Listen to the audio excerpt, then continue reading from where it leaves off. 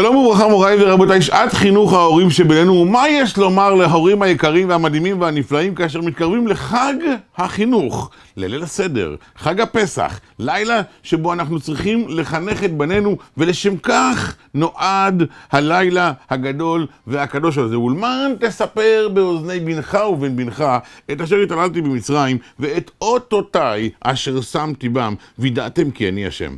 אומר לך הקדוש ברוך הוא, יקירי, לא היינו חייבים לעבור בתורשתיות, בהיסטוריה שלנו, ממצרים הרחוקה, ולספוג את כל מה שעברנו תחת המגף המצריץ.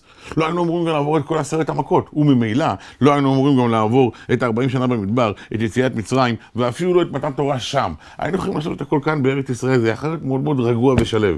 אתה יודע למה העברתי אתכם את דרך החתחתים הזו? כי רציתי שיום יבוא ותשב יחד עם הבן שלך ותספר לו כמה גדול האלוקים שלנו, כמה הוא כל יכול, כמה אין משהו שנסתר מחמתו, וכמה אין משהו שהוא לא מסוגל לעשות, וגם אם מדובר בדברים שהמחשבים חושבים שזה בלתי אפשרי, כגון אצבע אלוקימי שהם אמרו על מכת קינים.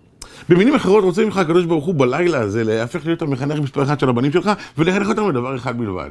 בואו ותתחנכו להבין מה זו אמונה. בואו תתחנכו ותבינו עד כמה הקדוש ברוך הוא אוהב אתכם. בואו תתחנכו ותבינו עד כמה הוא כל יכול. בואו תתחנכו ותבינו עד כמה הוא מלווה אתכם יום יום ושעה שעה. משהו שנקרא בשתי מילים, השגחה פרטית. איך עושים את זה? אנחנו מתקרבים ליום הגדול הזה. אם אתה שואל את עצמך איך עושים זה אומר שטרם הכנת את שיעורי הבית הדרושים. לא משנה בין כמה הבן שלך, לא משנה מה הגיל שלו ולא משנה מה הרמה שלו. לא משנה עד כמה הוא מבין, לא משנה עד כמה הוא יכול. אתה אמור להכין את המשהו שמתאים לרמה שלו ושל אחים שלו. אלו יכולים להיות חידושים עמוקים, סיפורים קצרים ואפילו בדיחות תורניות. משהו שיעניק לבן שלך את האמונה ואת ההבנה שיש לו אבא גדול שמלווה אותו יום יום ושעה שעה.